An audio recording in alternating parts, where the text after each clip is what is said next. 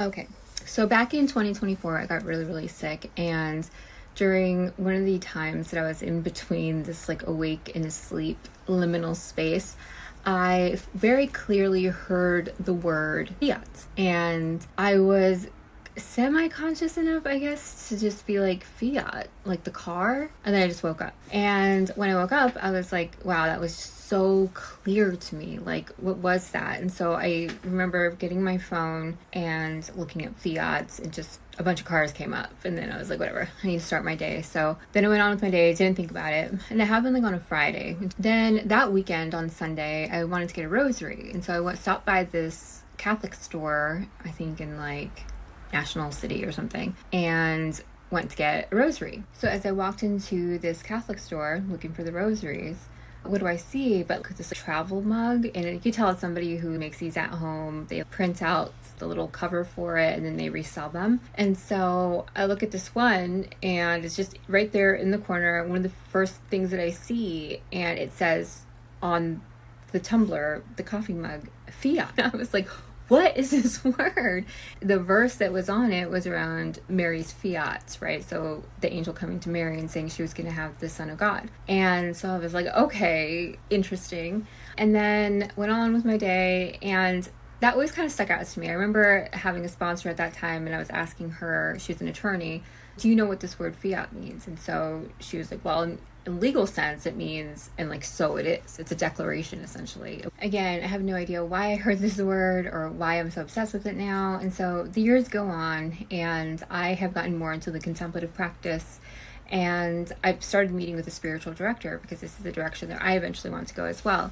And I met with her, actually met her at a retreat, and had a great experience with her. And I had my first meeting with her on Wednesday. And I was telling her towards the very end of our session, I go, by the way, do you know what the word fiat means? And I told her really briefly what had happened. And she goes, you know what? I'm not 100% sure. And she's been doing this for a really long time. She's like, but I kind of get the feeling that it's just like, and so it is, and like, and let it be, and like a declaration, right?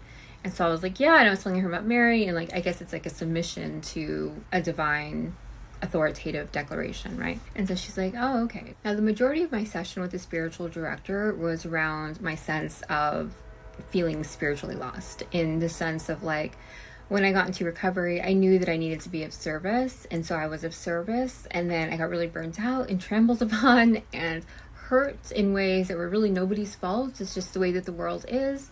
I feel things very deeply. I feel them for a long time. And I've gone through a lot of therapy and meditation to just continue to clear myself of this so that I can continue being a contributor to society, because it's a lot. And so I was telling her I really don't want to go back to serving in the recovery community, and I don't really know where to go from here. I kind of have starting to carve out my own path with contemplative guidance that I want to start doing.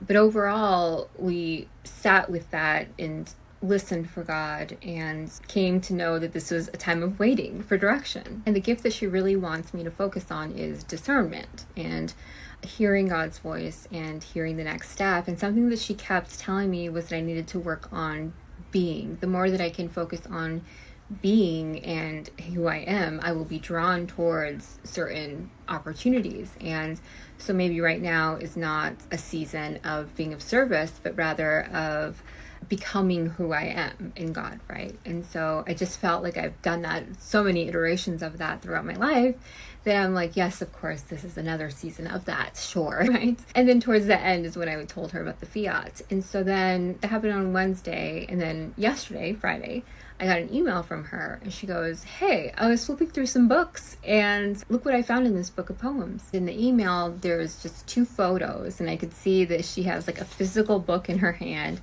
and she has her cell phone, and she's taking pictures of these 2 pages. And what do you know? It's literally a poem called Fiat. So I'm going to read it to you. Fiat.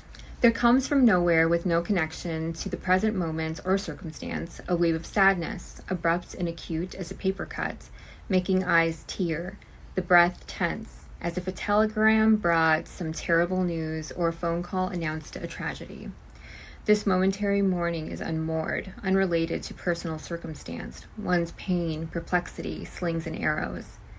It is life's great, free-floating sorrow, desperate keening of a broken world, its unborn dying, its causeless martyrs, all that suffers alone and unlamented. Perhaps aspiring to soothe the universe, one can accept it simply, live it secretly, this mysterious vocation to help God bear imaginable burdens. Unlike conscripted Simon of Cyrene, one can voluntarily carry this concealed cross and, trembling, trudge toward resurrection. By Bonnie B. Thurston. So what is this poem about? It's about carrying the burdens of this world and helping God carry those burdens, right? And sometimes it's not about serving the world, but just about acknowledging the wound first. Every single line of this poem, I was like, I know exactly what it's talking about there. I know exactly what this feels like. And it's not to say like, oh, I'm such a good person, I have such a big heart. It's actually just, there is no thought behind it. It is just how I experience this world. It's very painful. I mean, even a wave of sadness, abrupt and acute as paper cut. Yes. The breath tense. Yes. It just feels like some vague but like deep, tragic, terrible news that I tap into sometimes, that I'm like, there's nothing, I am very blessed with a wonderful, beautiful life. And every once in a while, it just hits me like out of nowhere. And I'm like, what? And I will think about all the tragedies in the world that are happening and how I'm not able to help fix any of them. And of course I do stop and I do pray and I do give it back to God. And it is just all that suffers alone and unlamented. Just all the burdens that people carry that they don't even share with anyone. It just, I don't know if you experience the world like this, but it might be sounding crazy if you do. I guess I lied. I don't know who Simon of Cyrene is, so I'm going to need to look into that fellow. But the hope in this, and I think the comfort, the greatest comfort that I have now from reading this, because I'm like, okay, is the trembling trudge toward resurrection, right? Like that's the hope. And this doesn't mean a resurrection in the sense of like, I've overcome death in the physical sense like Jesus did. I think it's very much the resurrection of just the spirit, of just hope, of just faith. And I'm saying just, but these are the things that keep us afloat, that keep us going. Even if you consider yourself an atheist, you have some faith in something. I can tell you that.